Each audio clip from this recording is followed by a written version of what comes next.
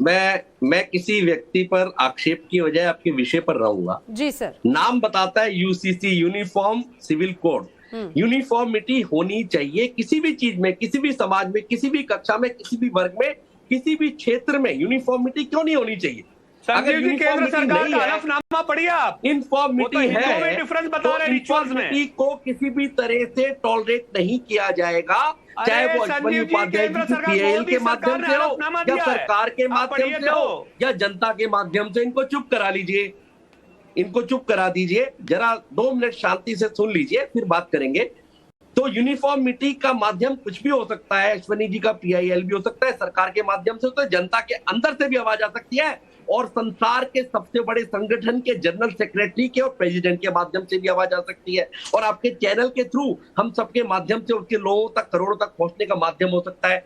मैं एक ऋग्वेद का एक 3 लाइनों की बात, ना ज्येष्ठा ना कनिष्ठा स उद्बोधो अमध्यमासो।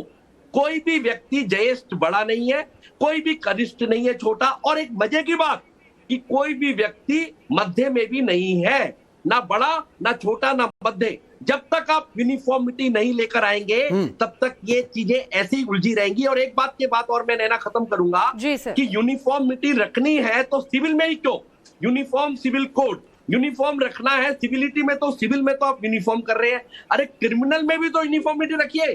चोरी करने पर हाथ काट देना चाहिए आपका, रेप करने पर सार्वजनिक कलम कर देना चाहिए सिर, और यौन संबंधी मामलों में आपको ऐसी सजा देनी चाहिए, पत्थर से मार मार के गिरा देना चाहिए। शरीयत कानून वहां पर अप्लाई क्यों नहीं किया जाता? आप क्यों नहीं इससे दूर भागते हो मेरे मित्र? आप शरीयत कानून अगर क्रिमिनल में भी अप्लाई करवा के देख लो, अकल ठिकाने आ जाएगी। क्यों नहीं करते हो? पर आप पर्सनल लॉस के लिए अपनी क्या चितवी मेरी पटवी मेरी जो ये कह रही थी अभी, अरे आप ये बताओ, इमरजेंसी के बाद धमकी देना चाहते हो तो आप हिंदुओं की आंखें खोल रहे हो। अरे हिंदुओं देख लो, अगर आप यूनिफॉर्मिटी की बात करोगे तो सरकार पलट देंगे, हिंदू निष्ठ सरकार नहीं लेकर आओगे, ये कह रहे हैं, ये कोई और नहीं कह रहा, ये ही कह रहे हैं ये मुस्लिम जो बैठे हुए पैनलिस्ट, ये कह रहे हैं कि अगर आप हिंदू निष्ठ सरकार लेकर नहीं आओगे तो दुर्दशा हो जाएगी। जैसे कांग्रेस की सरकार साइड में चली गई, वैसे हिंदू निष्ठ सरकार भी जा सकती है। ठीक है। अश्विनी उपाध्याय जी आपके पास आता हूं। दानिश कुरैशी, आपने 2 बार कह दिया सरकार के हलफनामा का आपने हवाला दे दिया, थोड़ा सा पढ़ लिख कर आते सर तो मुझे टोकना नहीं पड़ता। सरकार ने कहा कि कानून हम बनाएंगे, कोर्ट ना बताए, लेकिन यह भी कहा कि अलग अलग जो पर्सनल लॉ है इससे जो समानता की भावना है इसका उल्लंघन होता है। इसमें विरोध आपको कहां बात समझ में आती है?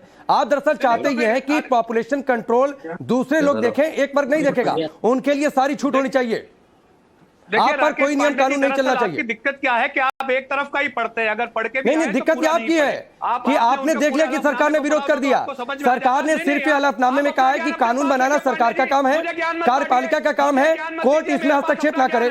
मैं अपनी बात रखूंगा। नहीं, गलत कोट मत करिए, अपनी बात रखिए लेकिन गलत कोट मत करिए, एकदम गलत कोट मत करिए, ये बिल्कुल नहीं चलेगा। दानिश कुरैशी, क्या आप बैठकर गलत कोट करेंगे? जरूरत नहीं है, एकदम आप गलत कोट नहीं करेंगे, एकदम गलत कोट नहीं करेंगे आप। जरूरत नहीं है पांडे जी, नहीं, गलत कोट नहीं करेंगे, गलत कोट नहीं करने देंगे आपको यहाँ पर, ये बात एकदम समझ लीजिए। दानिश कुरैशी, अश्विनी उपाध्याय, आप तो वकील है ना, सुप्रीम कोर्ट में जाते हैं, जरा इन्हें बताइए पूरा हलफनामा क्या है कोर्ट का, सरकार का।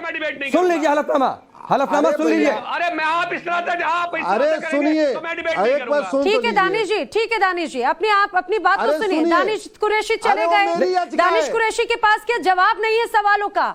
टाइम्स ऑफ भारत जब सवाल पूछ रहा है तो क्या उसका जवाब नहीं है? दानिश कुरैशी इस पूरी चर्चा को छोड़कर बीच में चले गए, जब उनसे सवाल पूछ रहे हैं कि अगर कानून बनता है तो स्वीकार करेंगे, उनको उसमें भी दिक्कत है। अब जब उनसे सवाल पूछेगा इधर उधर के तथ्य लाकर गोलमोल जवाब दे रहे हैं, सवाल पूछा तो डिबेट छोड़कर चले गए। अश्विनी उपाध्याय, देखिए, पहली बात तो वो एफिडेविट मेरी पीआईएल में फाइल हुआ है, तो मुझे लगता है कि बाकी लोगों ने तो पढ़ा नहीं है, बाकी लोगों ने छपा है वो सुना है, वो याचिका तो मेरी है।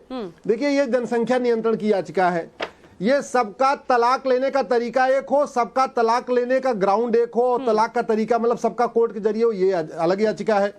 देश की सभी लोगों की शादी की उम्र समान हो, ये तीसरी याचिका है। अभी क्या चल रहा है, हिंदुओं में तो लड़की की शादी के 18 साल है और लड़के के 21 है, मुस्लिम में 9 साल चल रही, मैंने उसको चैलेंज किया हुआ है। ये क्या याचिका है, हमारी मुस्लिम बहन बेटियों को गोद लेने का अधिकार नहीं है, तो ये चौथी याचिका है।